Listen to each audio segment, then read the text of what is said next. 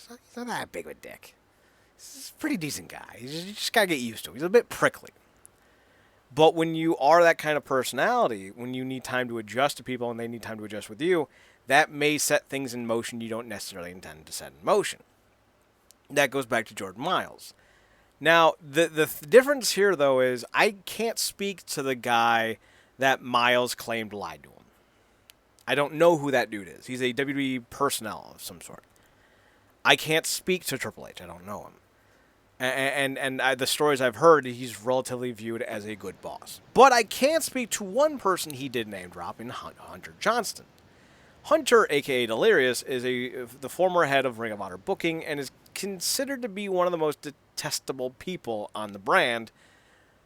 Just look at the amount of turnover they've had the last 7 years. Since he's taken over the booking, there's a lot of people who do not like him.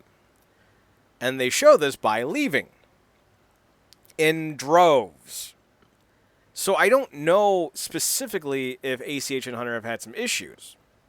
But he does mention them, and I've heard things about Hunter, and Hunter fired a referee, over some, I don't want to give the referee a break because, the conduct he did show wasn't great, but it did seem to have something more implied with what's going on. And Hunter did just have the belt put on his girlfriend, so I don't know. Doesn't seem like a great guy. But let's read the statement, and we'll go through it, because the Jay Lethal of it all is, I think, where Miles realized he lost support. So now he has to backtrack. Quote, "My tweets yesterday were completely disrespectful and unprofessional." Firstly, Marcus, let me ask you this.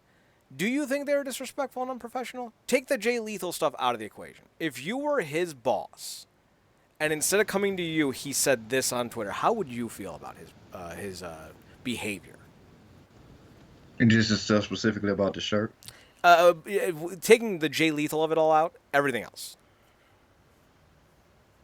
Yeah, I do think there was a better way to handle this, specifically when you now work for a conglomerate that is oftentimes more concerned about the way it comes off from a public relations perspective than even, the brass tacks of a serious situation. They're more concerned with how that comes off. So, I would imagine that he is knowledgeable of that. So, yeah, I do think there could have been a situation where, like, if you had an issue or issues, maybe your first move could have been to come to somebody who you could address it with, who could handle it or alleviate some of these issues you were having, as opposed to venting. And then obviously because that immediately puts you in a negative light. Even if you're not wrong about what you're saying, the way in which you go about it could very much put you in an immediate doghouse with that company. And obviously the right or wrongs of that could be debated, but we know how they operate. And when you get hired there, you kind of have to know how that would happen. So I could definitely see it from Triple H's perspective. So my whole thing is he does kind of contradict himself when he talks about how he approved the shirt, but then he didn't see it, but he's also mad about the shirt, and he's been mad about it for so long. I don't know how much of that I believe. Again, I still am not completely sure this isn't a work. We'll find out tomorrow. If he's on NXT television, it's a work, brother. I'm telling you. If he's not, it may not be. So anyway, the quote goes on to say, "I have offended a ton of people and used anger to fuel me. With that being said, I'd like to take this time to state and apologize. I'm going to just read this verbatim, for not giving a shit what others think of me. The anger I have inside of me has been built up for years now. Call me what you want, but you'll never, ever be able to call me fake. I've been lied to, used, and often mistreated by others who I viewed as associates. I tiptoed around. Sorry, that's on me. I've tiptoed around, kept quiet, even took some L's when necessary. Emotionally charged up due to the shirt, which triggered past emotions." That's one of my favorite words. Triggered. Emotionally charged up due to the shirt, which triggered past emotions. I'm never going to be sorry for being me, nor will I ever take back my words. I am the damn professional wrestler in the world and universe today. He's the damn professional wrestler in the world and universe today, Marcus. The damn. I'm just saying. Proofread. Proofread. My ribs are touching, and I'm tired of waiting. Time to snatch plates from those that have been eating far too long and always get seconds, while guys like myself have to eat crumbs. Tell me again, this isn't a work. Eating far too from the floor like an unwanted child. For 4 years, I gave my all to a promotion, only to find out that you can only reach so high just as long as you don't surpass certain people. He's talking about Ring of Honor and Jay Lethal. I never begged for anything. I've never kissed no ass, nor did I rub elbows with the right people to get ahead. I hustled, worked hard. I didn't call Hunter, delirious, every day to get booked in New Japan. Shout out to NJPW. I earned it. I've always wanted to be the guy, and no one will allow me to be in that spot. I shall blaze my own trail to that spot, rather than it be the approval of others or not. Marcus, again, tell me this isn't a work. Okay. First off, his ribs are touching. He's trying to eat and grab the plates of whatever, however he worded that. Congratulations, you're like every other guy on the WWE roster now. And buddy, I've seen you without a shirt on. Your ribs ain't touching. I'm just saying you could stand to drop a few lbs if we're being But honest. this seems like what's the word I'm looking for? It's not displaced. It's Displeased? you're projecting the anger that you're clearly still carrying from ROH, and you're putting it in the WWE. Like, and I hate to use their mentality, but this ain't ROH, G. Like, you got to climb this new ladder that stands in front of you, and it's a hell of a lot of guys on said ladder waiting to get to the top that's ahead of you, that's been there a hell of a lot longer, and hell in the industry a hell of a lot longer, that's still waiting to get their opportunity in this company. So for you to kind of try to transfer that anger, like this ain't that same regime, you're not, this is not delirious. You kind of got to, refocus and reprioritize and look at the expectations of what you can and cannot do, and really look at what's around you, because it's guys that are equally, if not more so, talented than you, and of the same race, and just like you, they waiting to eat. So you just got to get in line, man. Like, I don't. But again, like you said, this could all be a work. But again, if it isn't, congratulations, you're like every other guy. How you think Titus O'Neil feels? And Titus O'Neil took a lot of shit for saying that. That was one of the most disheartening comments threads that I've ever read. Was Titus O'Neil telling ACH, like, pump the brakes, and then people are just like, I can't believe you would take the company's side. I'm just like, oof. This And isn't about the company, folks. This is about and I personal didn't even behavior. I didn't even know he talked about it or saw what he said. Yeah. But you got to imagine the positions that he's been in, the perception that he's had, the perception that that man has in that company, as opposed to the positions that he's found himself in. That contrast is startling. But he's still there, putting in the work, showing up, just waiting for his spoke on the wheel to turn up. And that's the mentality a lot of in the state that a lot of those guys are in. And Titus O'Neil has never really been a great worker. And in any other company, he'd probably be gone at this point. But Titus O'Neil is an amazing human being, a hell of a father. And he's good recognition for the brand, so he's cultivated an entire second career as a spokesperson and as a motivational speaker, just by being able to put up with the WWE's rhetoric. And he's getting to take care of his kids, and he's a hell of a success story. If you don't view success on championship wins that aren't really wins, they're just kind of what the script says.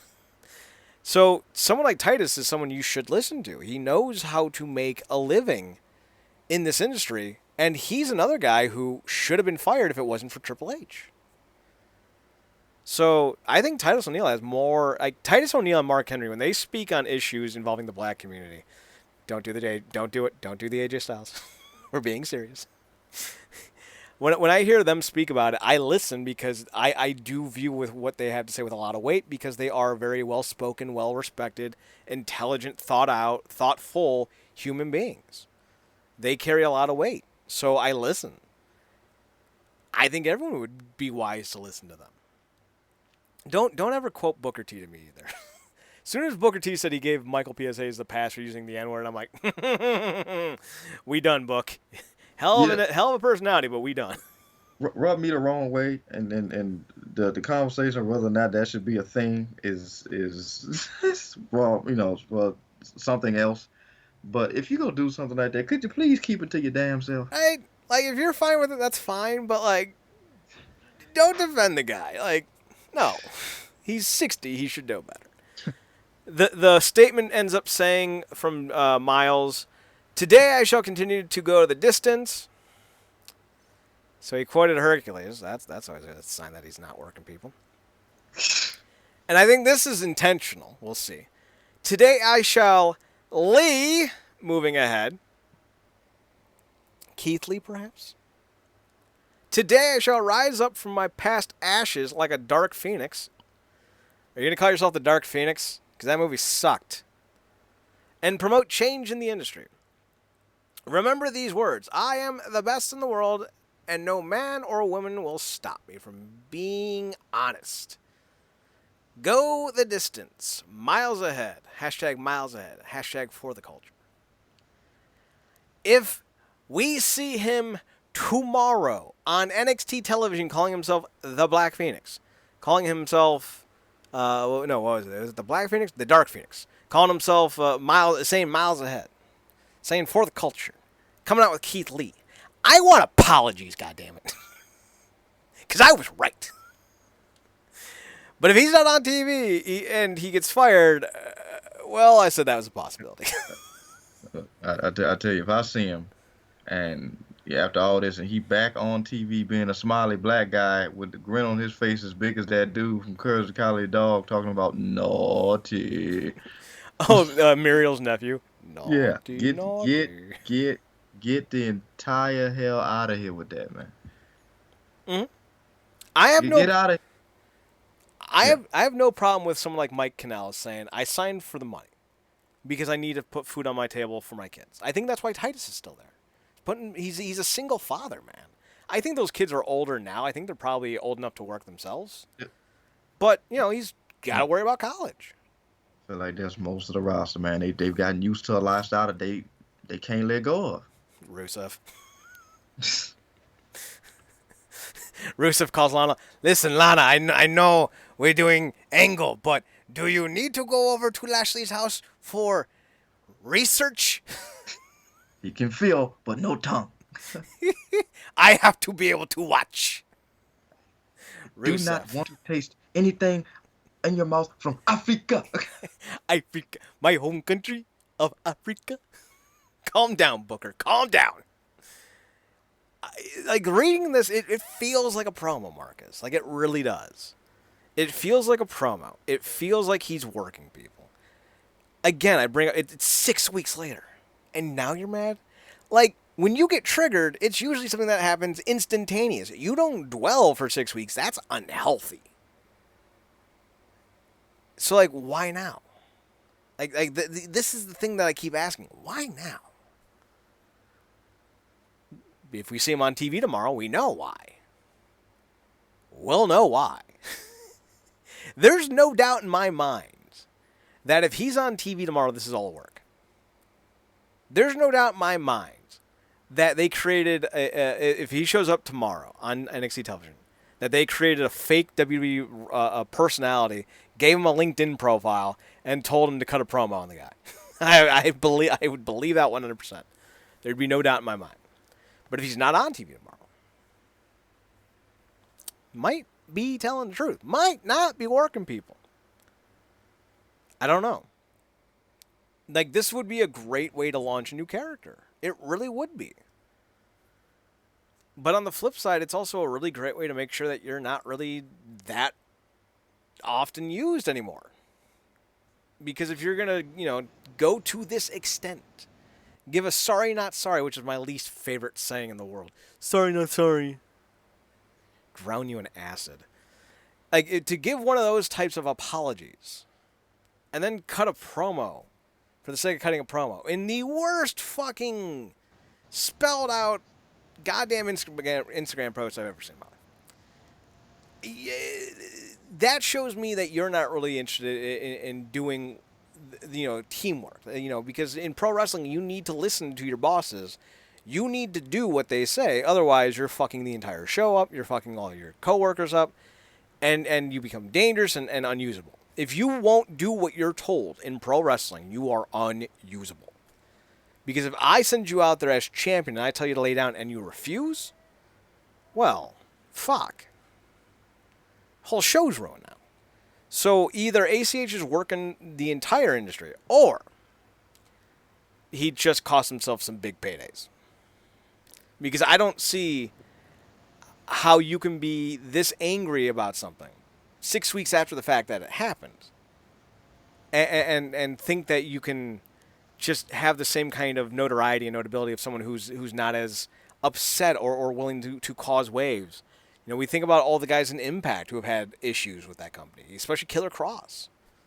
He does not look very good right now. I know there's a lot of people who are fans of him who would argue the difference. But to me, what I see is Killer Cross used situations that did not affect him in any way, shape, or form, and ruined his opportunity in a company because he wanted more. He got greedy. So I don't know if that's what's happening here. I'm not gonna pass judgment on that. Yeah, I mean, look, like I said, it sounds like he still is harboring a lot of anger and resentment towards Ring of Honor. And again, his experience is his experience, and it sucks that sounds like he got maligned the way that he did, or the way that a lot of guys did, and some of which we clearly saw. Mm-hmm. Freaking what's our guy that we love is probably one of the most wasted talents that they have there still. Um, Caprice Colt. No, yeah, Caprice is one yeah, of them. yeah, He's called the Octopus. What's his name? yeah, Jonathan Gresham, but That's yeah, it. Yeah, specifically with us, Caprice Coleman. yeah. Love Like Caprice. Caprice Coleman would be on our program every week. Yep. What are you doing? But yeah, his experience is his experience. But like I said, I wonder what's the percentage of like Ring of Honor baggage and recent experience with WWE.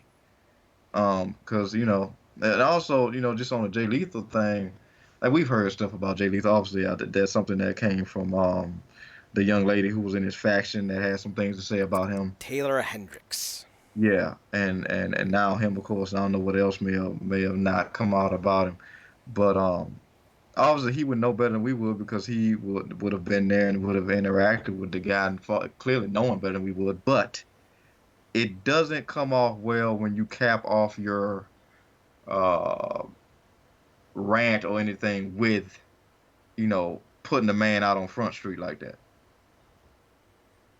or trying to. Yeah.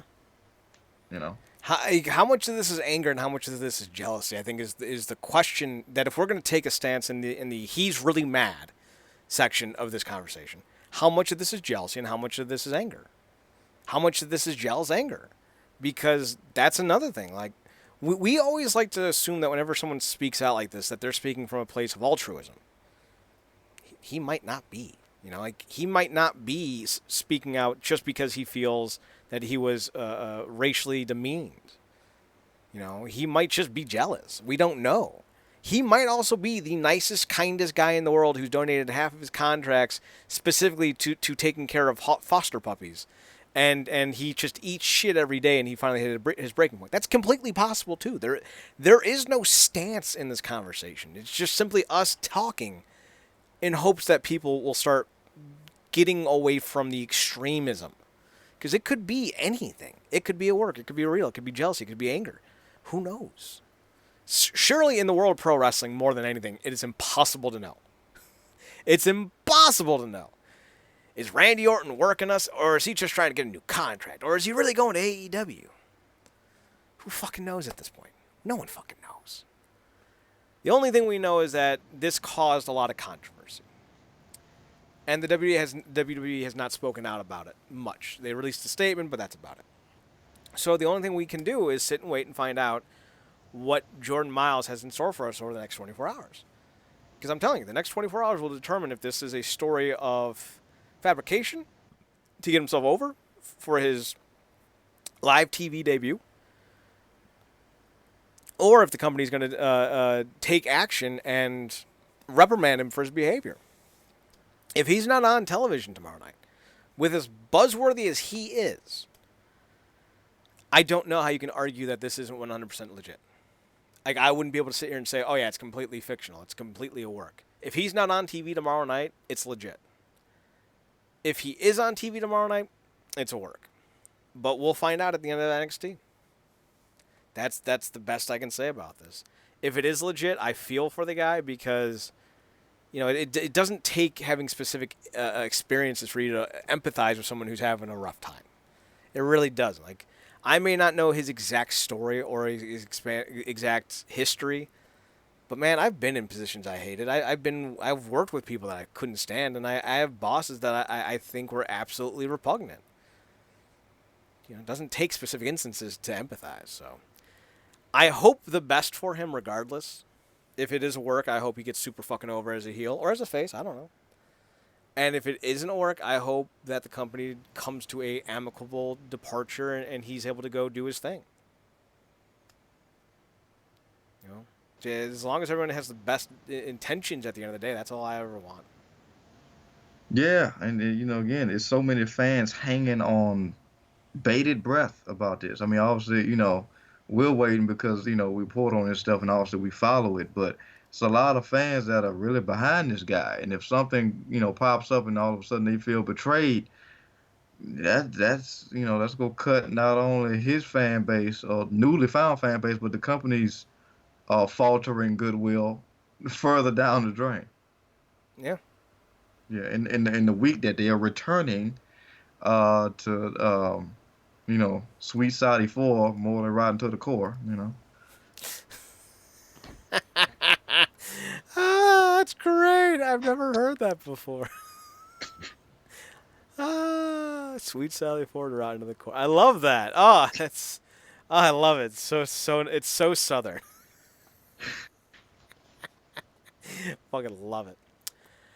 All right. I got nothing else for this. You got anything else for this?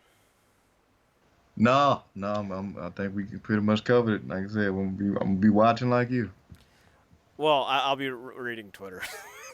Yeah, that's what we mean when we're watching. Okay, okay. Because I'm not watching NXT. As long as Twitter is up, our watch has not ended. All right, so this has been an NWA Powerrr recap with a little Jordan Miles extra on the back end. You can find us at realnerdcorp.com, REALNERDCORP.com. You can also find me and Marcus on Thursday's show, ComicCorp. We're talking Superman and Lois Lane getting a TV show. Ruh-roh. You've seen this story before. We're also talking... Well, actually, we might record that tomorrow. We'll see what Thursday has in store. Yeah. Because Thursday's Halloween, so maybe we'll do a quick recording on Thursday for the YouTube. We'll find out. So yeah, you can find us on Instagram at Real Nerd Corp. You can find us on Twitter at NerdCorp, NERDCORP. You can also find us on Podbean at realnerdcorp.podbean.com. Or if you want to download the Podbean app to your mobile device, you can download the show and take us on the go by searching for Real Nerd Corp on the Podbean app. We're also on iTunes by searching for NerdCorp, NERDCORP under the podcast section of the iTunes store. We already did all the other stuff. Twitch.tv/ Wrestling Underground, twitch.tv/ Comic and GameCorp podcast. Links down below for the YouTube channels. So you can just subscribe to this one right now. It's right there. And you can go to the link down below and click on the Comic and GameCorp URL to take you to that channel so you can subscribe to that as well. Marcus, why don't you pick our WCW this week? Don't tell them yet. You can just have to go to the website at realnerdcorp.com, our Tumblr page, or our Instagram account to see who it is. So for Marcus Green, I'm Chad Porto. Thanks for tuning in. Thanks for checking us out. Thanks for giving us a chance. Have a good night. Have a good one. And remember to watch more wrestling. Marcus, take us home. Good night, me.